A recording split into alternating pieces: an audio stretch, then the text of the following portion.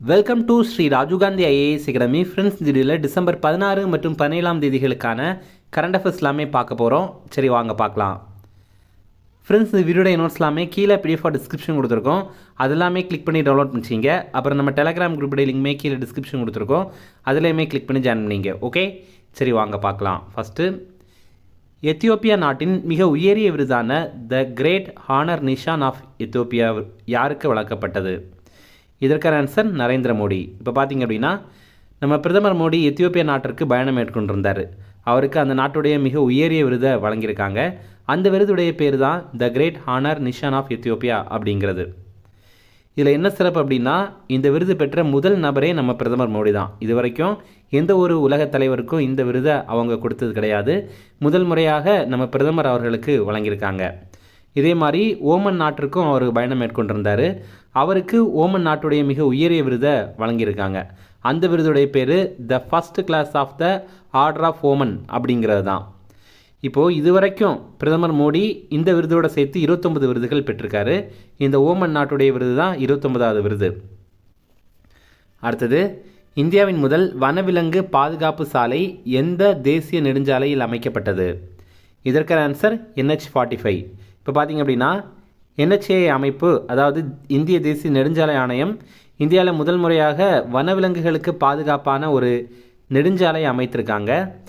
மத்திய பிரதேசத்தில் போபாலிலிருந்து ஜபல்பூர் வரைக்கும் NH45 போகுது. அந்த நெடுஞ்சாலையில் 12 கிலோமீட்டர் நீளமுள்ள ஹிரன் சிந்தூர் அப்படிங்கிற வனப்பகுதி இருக்குது. அங்கே தான் இந்த ஒரு அமைப்பை உருவாக்கியிருக்காங்க. இதில் என்ன பண்ணுறாங்க அப்படின்னா, வனவிலங்குகள் சாலையை கடக்கிறதுக்காக 25 கீழ்ப்பாலங்கள் கட்டியிருக்காங்க. அதே மாதிரி சாலையுடைய இருபுறமும் 8 அடி உயரமான இரும்பு வேலிகள் அமைத்திருக்காங்க. அப்போது இதில் இந்த வனவிலங்குகள் நினைத்தாலுமே சாலையை கடக்க முடியாது. அது கடக்கணும் அப்படின்னா கீழ்ப்பாலங்கள் வழியாக கடந்துக்கலாம். ஃப்ரெண்ட்ஸ், நம்ம ராஜீவ் காந்தி ஐஏஎஸ் அகாடமியில் அடுத்த ஆண்டு நடைபெற போகிற டிஎன்பிஎஸ்சி குரூப் 1, குரூப் 2, குரூப் 4 எக்ஸாமுக்கான பாடப்புத்தகங்கள் எல்லாமே இருக்குது.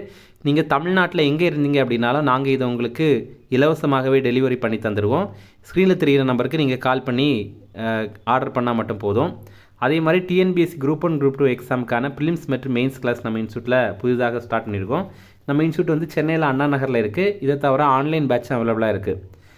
ஸ்க்ரீனில் தெரிகிற நம்பருக்கு நீங்கள் கால் பண்ணி இதில் ஜாயின் பண்ணிக்கலாம். அடுத்தது, காந்தியடிகள் ஜீவா நினைவு அரங்கம் எங்கு அமைக்கப்பட உள்ளது? இதற்கான ஆன்சர் சிவகங்கை. இப்போ பார்த்திங்க அப்படின்னா, காந்தியடிகள் ஜீவா நினைவு அரங்கம் இதை அமைக்க போகிறாங்க. சிவகங்கை மாவட்டத்தில் சிராவயல் கிராமத்தில் தான் அமைக்க போகிறாங்க. தமிழக அரசு தான் இதை அமைக்க போகிறாங்க. இதற்காக ரூபாய் 3 கோடி நிதி ஒதுக்கீடு பண்ணி அதற்கான அரசாணையை வெளியிட்டிருக்காங்க. இதனால் இந்த ஒரு பகுதியில் அமைக்கிறாங்க அப்படின்னா, காந்தியடிகளும் பொது உடைமை வீரரான ஜீவானந்தமும் இணைந்து இந்த இடத்துல தான் பேசியிருக்காங்க. அதனால் இந்த இடத்துல அதன் நினைவாக நினைவு அரங்கம் அமைக்கிறாங்க. அடுத்தது, மகாத்மா காந்தி தேசிய ஊரக வேலைவாய்ப்பு உறுதி திட்டம் எந்த ஆண்டு அறிமுகம் செய்யப்பட்டது? இதற்கான ஆன்சர் 2005. ஆனால் இது நடைமுறைக்கு வந்துச்சு 2006 தான். 2006 தான் இது நடைமுறைக்கு வந்துச்சு. ஓகேவா? இப்போ என்ன அப்படின்னா, இந்த திட்டத்துடைய பேர் மாற்றுறாங்க, அதோடைய சில அம்சங்களையும் மாற்றுறாங்க. முதல்ல இதோடைய பேர் மகாத்மா காந்தி தேசிய ஊரக வேலைவாய்ப்பு உறுதி திட்டம் அப்படிங்கிறது.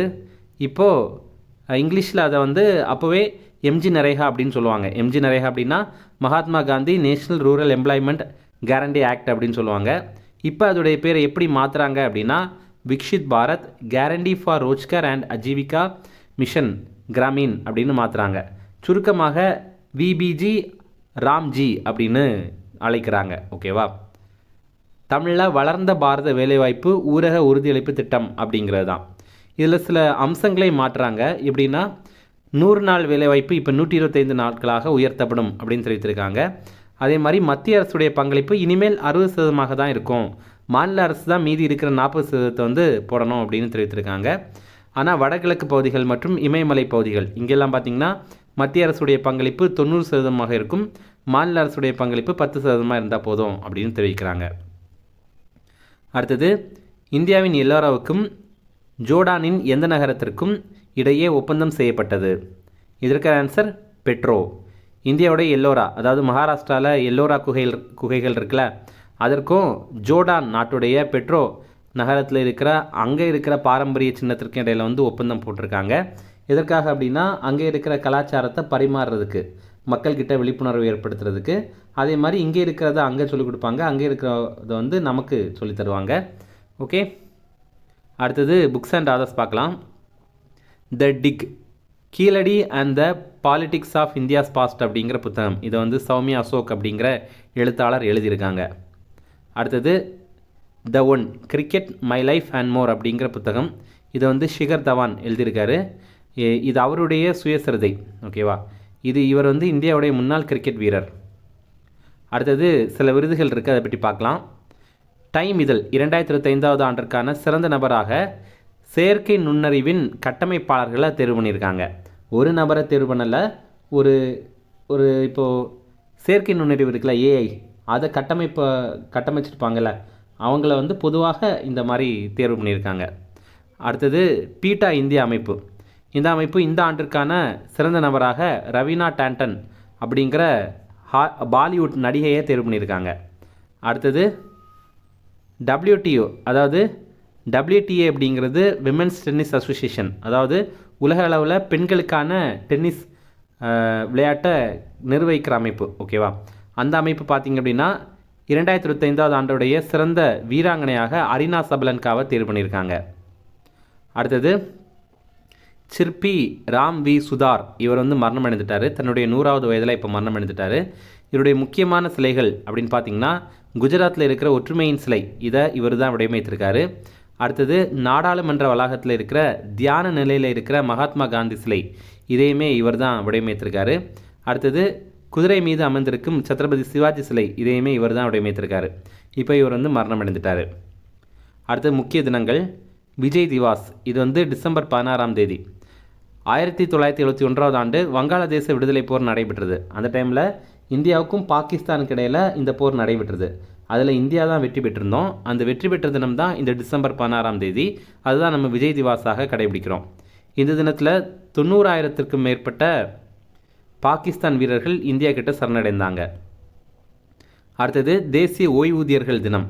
இது வந்து டிசம்பர் 17 நம்ம மத்திய அரசு ஊழியர்களுக்காக ஒருங்கிணைந்த ஓய்வூதிய திட்டம், யூனிஃபைட் பென்ஷன் ஸ்கீம் அப்படிங்கிறது 2005 ஏப்ரல் 1 நடைமுறைக்கு வந்திருக்கு அப்படின்னு தெரிவித்திருக்காங்க. இனி ரிவிஷன் பார்க்கலாம். எத்தியோப்பியா நாட்டின் மிக உயரிய விருதான the great honour Nishan of Ethiopia யாருக்கு வழங்கப்பட்டது? இதற்கான ஆன்சர் நரேந்திர மோடி.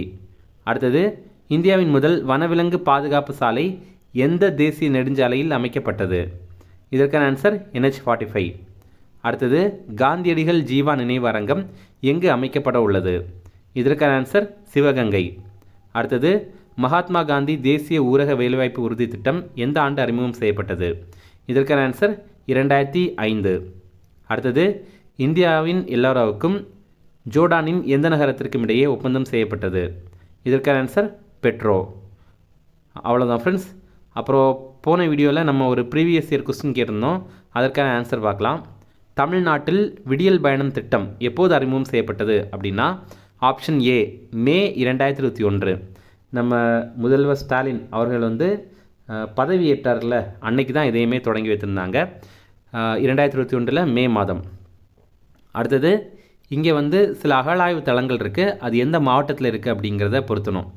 ஃபஸ்ட்டு அகழாய்வு தளங்கள் வந்து அழகன்குளம், வசவ சமுத்திரம், கொடுமணல் மற்றும் கீழடி. அடுத்தது இது எந்தெந்த மாவட்டங்களில் இருக்குது அப்படிங்கிறதுக்கான ஆப்ஷன்ஸ் வந்து சிவகங்கை, ஈரோடு, காஞ்சிபுரம், ராமநாதபுரம். ஓகே, இது நீங்கள் வந்து கரெக்டாக ஆப்ஷன்ஸ் வச்சு பொறுத்துங்க.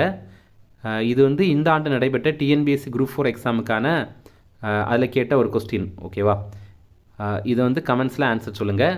இந்த வீடியோ பிடிச்சிருந்தால் கண்டிப்பாக லைக் பண்ணுங்கள், நம்மளுடைய சேனலுக்கு சப்ஸ்கிரைப் பண்ணி வச்சுக்கோங்க, உங்கள் நண்பர்களுமே ஷேர் பண்ணுங்கள், கண்டிப்பாக அவங்களுக்கும் பயனுள்ளதாக இருக்கும். தேங்க்யூ.